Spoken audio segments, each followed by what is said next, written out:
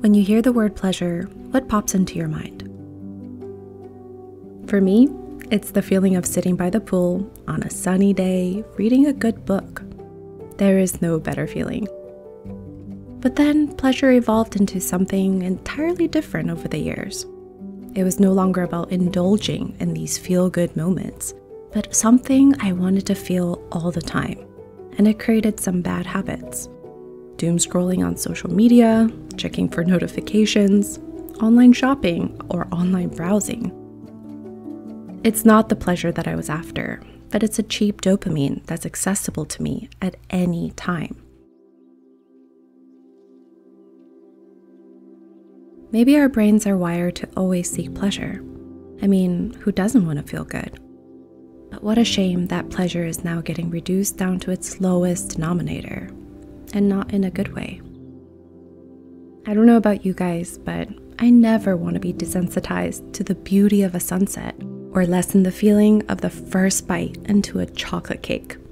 This is real pleasure.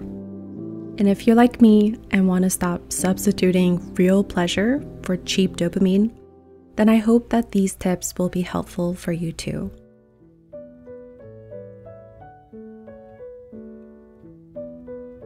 Not to sound ancient, but I remember how I used to spend my dead time before I had a smartphone. Specifically, in between my college classes, I would sit on the grass and just watch the world go by for hours. No need to stay on top of everything, nor did I feel the need to do something to pass the time. I get that the world was different back then, but I also know that this urge to fill my time is a learned habit. So I knew that I could reclaim that leisurely mind that I once had. Something that's helpful for me is to intentionally fill the gaps in my day with a specific purpose instead. Whether it's a 10-minute workout, taking 5 minutes to organize my pantry, or using that extra 15 minutes to go for a walk. It's not about being productive every minute of the day, but I figured doing something purposeful is better than giving into my urges.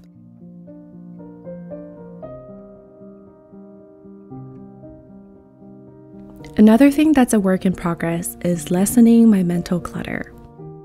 Part of the reason why I always wanted to distract myself is because I wanted to quiet the inner voice saying, "Why did you say that thing to that person? You need to clean up that junk mail. When are you going to figure out how to schedule that in?" Sure, simplifying my life and responsibilities helped immensely, but we're a little bit more complex than that. I think what is helping is deciding how to react to these thought bubbles. When I remember that I have to do something, I always try to write it down somewhere. If it takes less than 5 minutes, I try to take care of it right away. And if it's out of my control or none of my business, I tell myself just that. But taking myself out of the situation and letting the thoughts just pass by has been really helpful. And now, even in the silence, I'm approached by a much kinder voice, and I don't try to run away from it.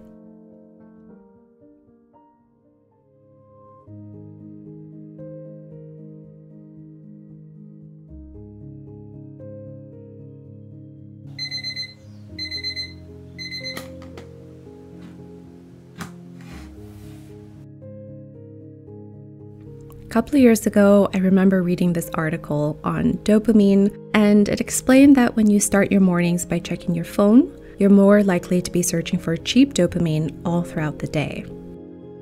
I believe how important it is to start our mornings right, so I took this advice seriously. It's the littlest thing, but I always try to delay my gratification for my morning coffee until I get up, journal, do a few chores, go for our morning bathroom walk. This is just a little way to keep myself in check so that I'm not controlled by my urges all throughout my day.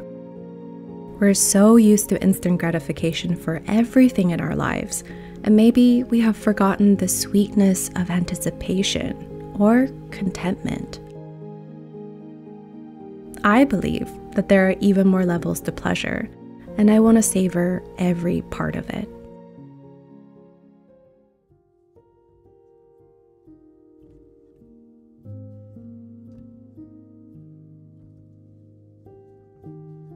Do you guys ever make a big goal for yourself but get stuck and end up not doing anything at all?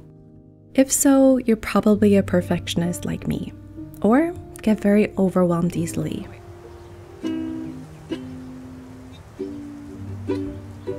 I'm such a rebel that I would actually do everything else except make any progress on my actual goal. I would browse through my favorite shopping sites, doom scroll on social media, and read all the news articles until time passes and I don't feel motivated anymore. But now when I find myself looking for distractions, I recognize that my goal is probably too big or too vague, and I work on narrowing it down. What is the next step I can take without resistance? Instead of hoping to redo my entire website, I tell myself that I need to just edit my bio today. And instead of scheduling a run every day for 20 minutes, I just tell myself, extend the walk with the dogs, then run after if you feel like it. Taking baby steps, and it has helped me so much to avoid escapism, and now I can actually focus on the real task at hand.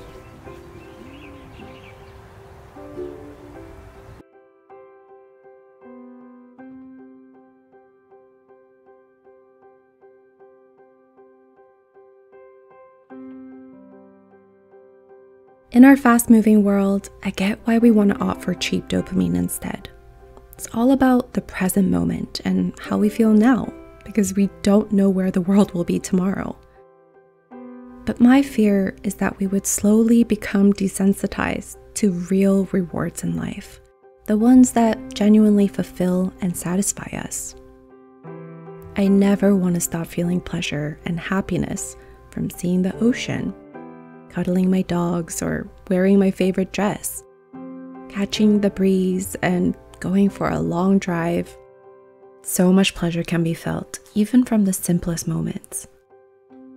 But being absorbed in the digital world and having access to anything and everything we could want, I get that it's easy to confuse what is truly a reward.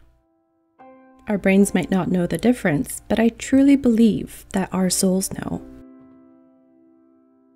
So if you've been feeling out of touch, I highly encourage you to disconnect for a bit and truly redefine what you want to consider a reward in your life. It's going to be an ongoing process to figure out how we can coexist with tech in a healthy way.